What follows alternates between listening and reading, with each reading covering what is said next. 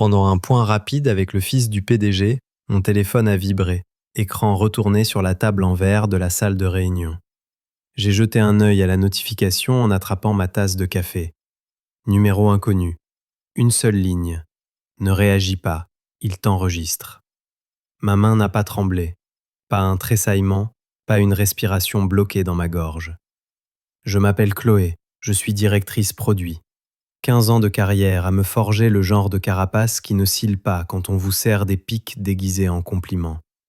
La salle baignait dans le bruit blanc poli de la climatisation, une odeur de détergent à la citronnelle et de toner neuf. En face de moi, Adrien, le fils en question, était vautré dans son fauteuil comme sur un trône dont il venait d'hériter. Coudes écartés, le cadran de sa montre tourné vers moi, un faible point rouge pulsant sur la lunette, tel un battement de cœur. « Détendez-vous, Chloé », a-t-il lancé avec un sourire en coin. C'est juste pour prendre la température. Il n'avait ni ordinateur, ni carnet de notes.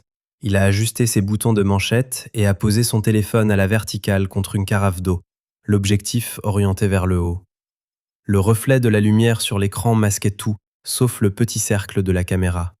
Sur la table, exactement entre nous, trônait un stylo publicitaire flambant neuf. Le capuchon était percé d'un minuscule trou. Je me suis servi un verre d'eau, comme si mon attention était ailleurs. J'ai appris aux plus jeunes managers à observer le bruit, la disposition des objets, la posture.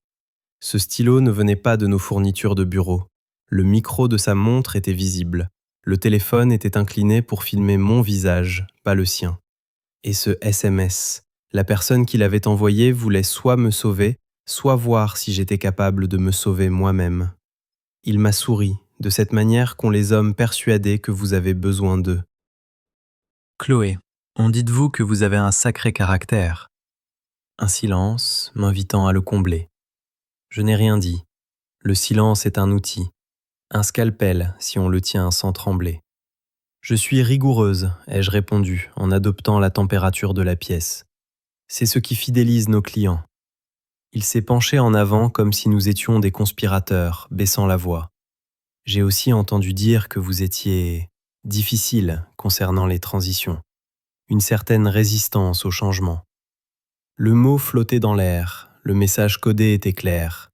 Tu n'as pas applaudi quand j'ai réduit les effectifs pour impressionner papa. Un tapotement a vibré à travers la table, son doigt sur le téléphone. L'objectif de la caméra a capté un reflet. Le stylo a brillé. J'ai imaginé la version de moi qu'il voulait capturer, sur la défensive, émotive, pas professionnelle. Un bout de phrase coupé, un soupir monté en épingle, le tout titré « Insubordination ». Facile de fabriquer un méchant quand on a déjà écrit le scénario. Le changement est plus rapide quand il est rationnel, ai-je répondu en croisant les mains.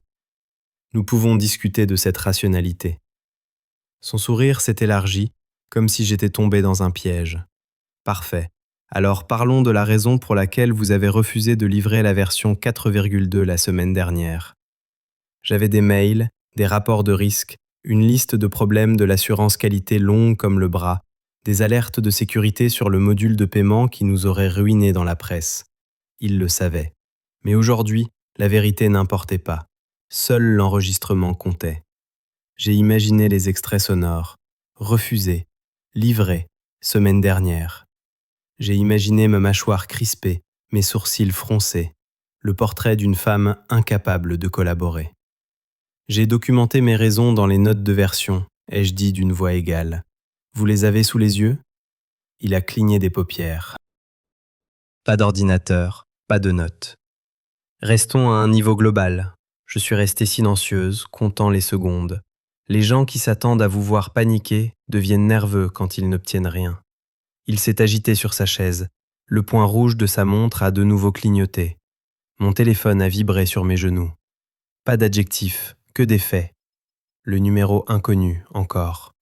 Mon pouce est emballé, puis a ralenti. Qui que ce soit, cette personne connaissait les règles du jeu. Il a tambouriné des doigts. Écoutez, vous avez fait beaucoup ici, mais nous entrons dans une nouvelle ère. J'ai besoin de leaders qui soient alignés. Alignés sur quoi ? Ai-je demandé. Sur moi, a-t-il dit, sans sourire cette fois. La pièce semblait plus petite. J'ai pensé à mon équipe. Les nuits blanches, les post-it partout, les rires devant des pizzas froides. J'ai pensé à tous ceux que son virage stratégique allait jeter comme de vieux reçus. Il a soulevé son téléphone. Je regarde juste l'heure, a-t-il dit, en inclinant pour que l'objectif capte mon reflet. Alors, êtes-vous prête à vous engager sur mon calendrier et les changements culturels que je mets en place ? La question fermée parfaite, sans contexte, sans contrainte, oui ou non. Les deux réponses me condamnaient au montage. J'ai attrapé le stylo publicitaire et l'ai fait tourner entre mes doigts, l'air de m'intéresser au logo. Le capuchon a fait un petit clic. À l'intérieur, quelque chose a bougé. Trop lourd pour de l'encre, trop lâche pour un ressort. Je l'ai reposé doucement, tourné vers moi. Je m'engage sur tout calendrier qui ne compromet pas les données financières de nos clients, ai-je dit, et sur tout changement culturel qui ne pénalise pas l'intégrité. Il a laissé le silence s'étirer, puis a eu un petit rire sans chaleur. Vous avez des principes ? C'est un fait, pas un adjectif, ai-je répliqué. Un pli presque imperceptible est apparu entre ses sourcils. Il n'obtenait pas ce qu'il était venu chercher. Il a changé de tactique. Très bien, en off alors. Il a pointé son téléphone et de manière presque théâtrale a verrouillé l'écran. Le point rouge de la montre, lui, pulsait toujours. Chloé, des gens disent que vous êtes dure avec certains collègues. Certains ne se sentent pas en sécurité pour proposer des idées. Ce n'est pas notre ambiance. Le mot sécurité a atterri comme une grenade. C'est le fantôme préféré des RH. Impossible à saisir, dévastateur à combattre. Accuser une femme de créer un climat d'insécurité et regardez-la se noyer en essayant de prouver qu'une ombre n'existe pas. De quel collègue s'agit-il ? Je ne donne pas de nom, a-t-il dit avec une fausse bienveillance. Je protège mes équipes. Alors protégez-les avec des détails, ai-je répondu. Des dates, des incidents, des témoins. Il m'a dévisagé, puis a souri à nouveau. Plus grand, plus éclatant, plus faux. C'est bon pour moi. Ça ne l'était pas, mais j'ai hoché la tête, calme comme un lac qui cache un courant violent. Il s'est levé, m'a serré la main un peu trop longtemps, la montre toujours orientée vers mon poignet. « Belle énergie », a-t-il dit. « Gardons ça entre nous, pas la peine d'impliquer papa pour l'instant. » Il a laissé le stylo sur la table. Dans le couloir, le brouhaha des conversations a repris et le monde a semblé redevenir normal, fluorescent et affairé. J'ai regagné mon bureau en faisant un détour, passant devant la charte de l'entreprise encadrée au mur. Nous bâtissons la confiance. J'ai failli rire. Un dernier SMS du numéro inconnu est arrivé. Grille de ventilation au plafond, caméra d'angle, ne touche pas au stylo. Trop tard. J'ai glissé le stylo dans une enveloppe sur laquelle j'ai noté l'heure de la réunion. Puis j'ai rédigé un brouillon de mail à moi-même, avec la liste de tout ce qu'il m'avait demandé et de tout ce que j'avais dit. Des faits, rien que des faits. J'ai joint une photo de l'enveloppe. J'ai respiré. À 16h12, mon téléphone s'est mis à vibrer sur mon bureau. Numéro inconnu, pas de message vocal. Encore, et encore, un essaim. À 17h03, j'avais 83 appels en absence. La première chose que j'ai faite en rentrant chez moi ce soir-là a été de fermer la porte à double tour et de poser le stylo sur le comptoir de la cuisine comme s'il s'agissait d'un fil électrique à nu. Je me suis versé un verre d'eau, mais mes mains tremblaient trop pour le boire. 83 appels en absence d'un numéro inconnu. Aucun message, juste cette injonction répétée à répondre. Je ne l'avais pas fait. Quelque chose me disait que le silence était plus sûr. Je n'arrêtais pas de fixer ce stylo. Il avait l'air inoffensif. Un simple stylo noir avec le logo de l'entreprise. Mais à l'intérieur, j'avais senti quelque chose bouger, quelque chose de métallique. Et le SMS m'avait prévenu. J'avais besoin d'une preuve. J'ai sorti une petite trousse à outils que j'utilisais pour réparer mes lunettes et j'ai délicatement retiré le capuchon. Un fil fin, enroulé avec du ruban adhésif en est sorti, attaché à une puce minuscule. Ma respiration s'est coupée. Ce n'était pas un simple stylo, c'était un micro. Qui était mon mystérieux informateur ? Un lanceur d'alerte ? Un collègue qui avait pitié de moi ? Je n'en savais rien. Ce que je savais, C'est que le fils du PDG avait placé du matériel de surveillance dans une réunion et essayé de me piéger. J'ai glissé la puce dans un sachet de congélation et l'ai cachée dans une vieille boîte à biscuits en métal, tout en haut d'un placard. Puis j'ai complètement éteint mon téléphone. Ces 83 appels m'inquiétaient plus que le micro. Le lendemain matin, je suis arrivé au bureau plus tôt que d'habitude. Mes collègues arrivaient au compte-gouttes, une tasse de café à la main et un sourire fatigué aux lèvres, ignorant tout de l'orage qui couvait. J'ai ouvert mon ordinateur et j'ai commencé à taper des notes sur la réunion. Chaque détail comptait. Vers 9h30, ma responsable, Hélène, est passée. Elle s'est arrêtée à mon bureau. « Nuit difficile ?» m'a-t-elle demandé doucement. J'ai forcé un sourire. Pas beaucoup dormi. Elle a hésité, puis a baissé la voix. « Fais juste attention avec Adrien. » Donc, je n'avais pas rêvé. Son ton était lourd de sous-entendu. À midi, un mail est tombé dans ma boîte de réception. Objet, suivi de notre session de feedback. C'était Adrien. Il me remerciait pour mon temps et mon ouverture d'esprit, puis a écrit une phrase qui m'a glacé le sang. « J'apprécie votre honnêteté concernant votre résistance au changement de leadership. Continuons à construire sur cette base. » Je n'avais jamais dit ça, mais c'était exactement le genre d'aveu qui pouvait être déformé dans une évaluation annuelle. Il était déjà en train de réécrire l'histoire. Quand je suis revenu de déjeuner, une enveloppe m'attendait sur mon bureau. Courrier interne, sans nom. Mon cœur s'est mis à battre la chamade. Je l'ai ouverte sous la table. À l'intérieur, une seule photo, une capture d'écran granuleuse mais suffisamment nette. Moi, dans la salle de réunion, assise en face d'Adrien. Son téléphone incliné, le stylo parfaitement centré entre nous. En bas, un horodatage. Quelqu'un avait accès aux enregistrements et me les envoyait. Mes paumes sont devenues moites. S'ils avaient accès, cela signifiait que soit quelqu'un de son cercle se retournait contre lui, soit il voulait que je sache à quel point la surveillance était profonde. Ce soir-là, en rentrant, j'ai remarqué quelque chose d'étrange. La boîte à biscuits où j'avais caché la puce n'était plus dans le placard. Elle était posée sur le comptoir. J'ai figé sur place. Je vis seul. Mon propriétaire n'entre que pour des travaux planifiés, et il n'y en avait pas eu. J'ai vérifié la porte. Le pêne était bien enclenché, mais la gâche métallique de la serrure portait une fine éraflure brillante le long d'une vis. C'était nouveau. Je n'ai pas appelé la police, j'ai pris des photos.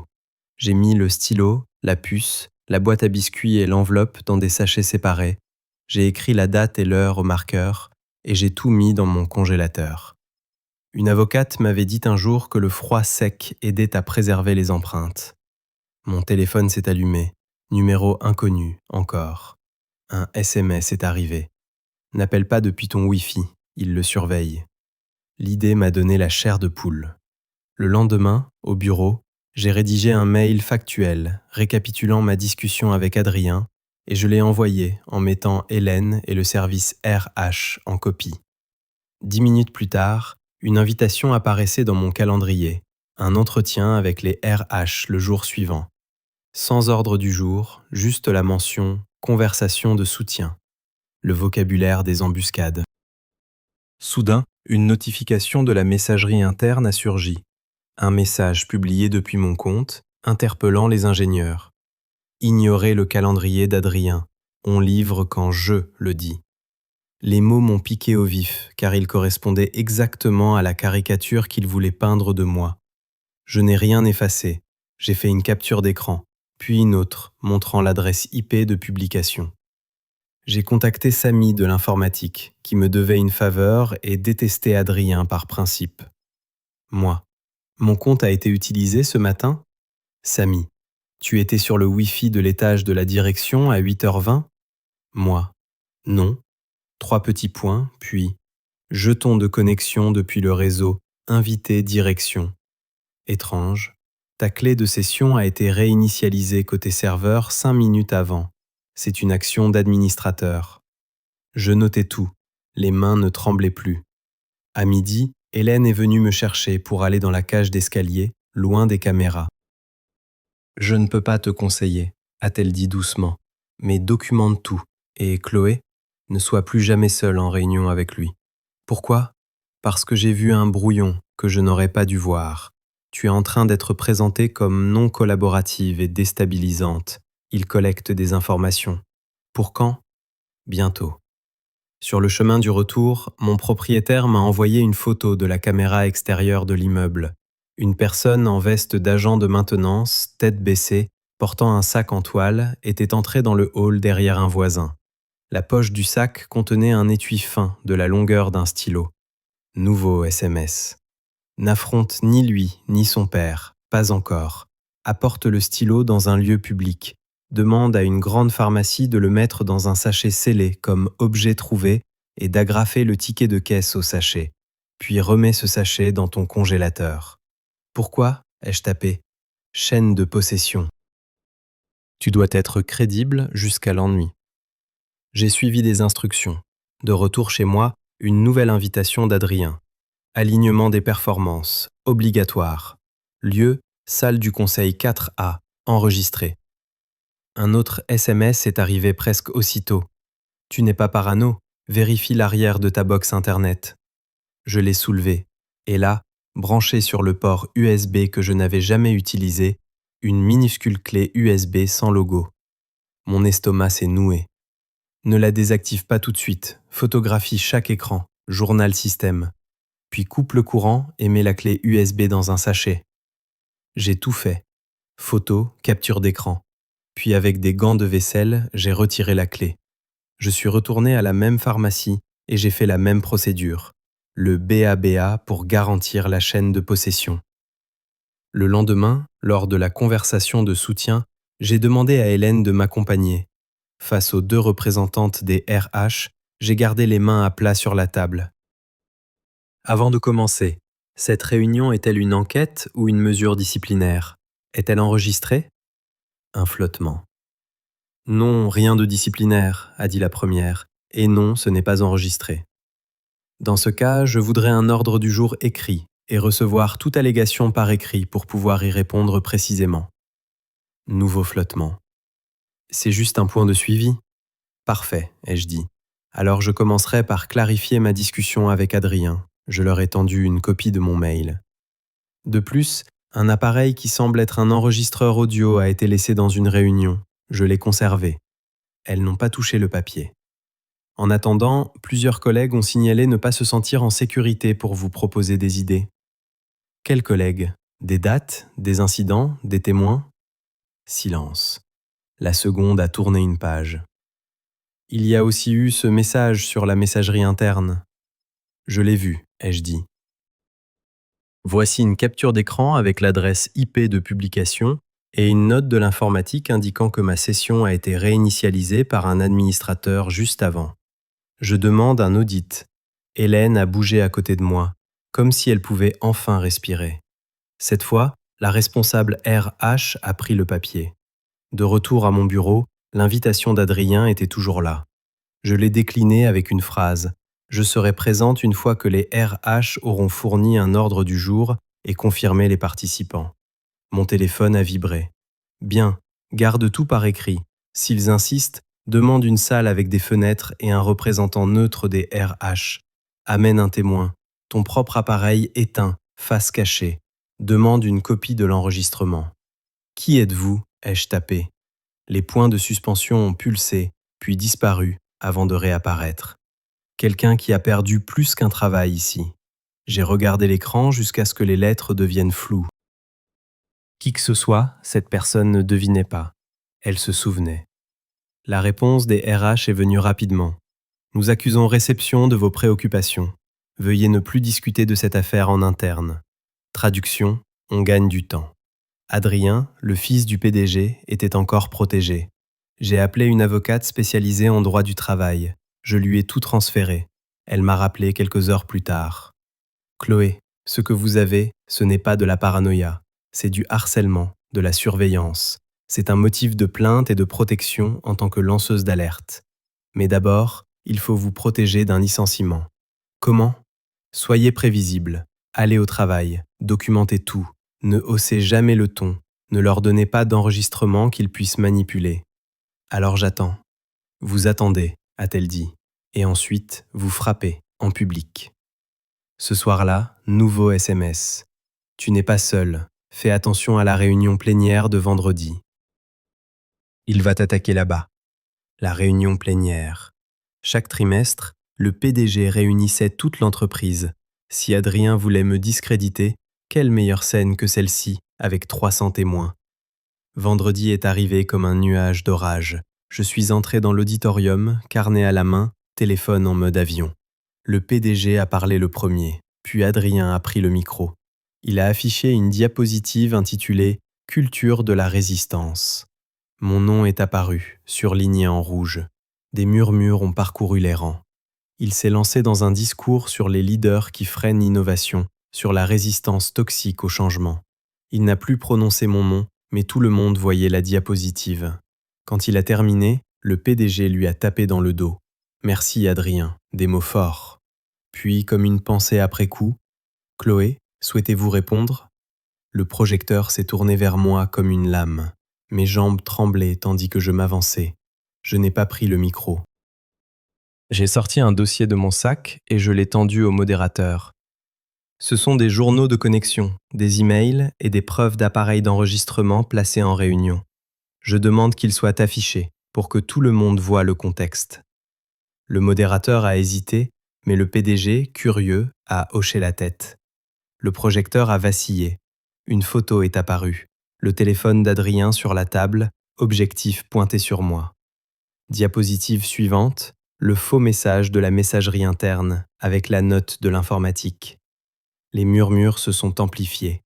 J'ai gardé une voix stable, des faits, pas des adjectifs. Un micro dans un stylo. Un accès non autorisé à ma box internet. Des tentatives de me faire passer pour une personne créant un climat d'insécurité. Le tout documenté, conservé et maintenant déposé auprès de mon avocate. Adrien a tenté de rire. C'est ridicule.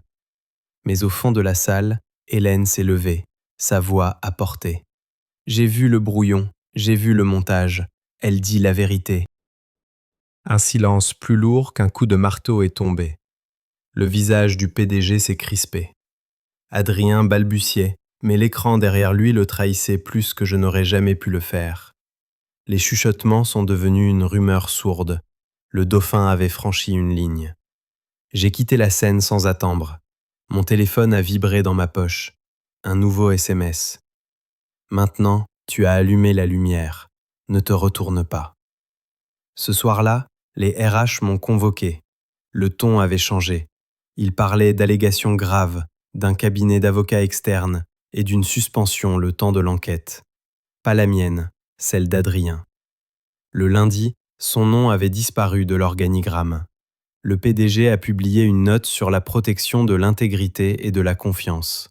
Une pure opération pour limiter la casse, mais c'était la première reconnaissance que je n'étais pas invisible. À la maison, j'ai sorti les sacs congelés du congélateur et je les ai mis dans une boîte pour mon avocate. Les preuves qui m'avaient accablé n'étaient enfin plus entre mes mains. Je me suis versé un thé, me suis assis sur le canapé et j'ai laissé le calme s'installer. Pour la première fois depuis des semaines, le silence m'appartenait à nouveau. Ce que je voulais retenir, ce n'était pas la vengeance, même si une partie de moi la savourait. C'était la survie. Le fait de ne pas avoir laissé quelqu'un d'autre écrire mon histoire avec des extraits montés et de fausses accusations. S'il y a une chose que j'ai apprise, c'est celle-ci. La vérité a besoin de preuves tangibles, et le silence, quand il est choisi, est une arme.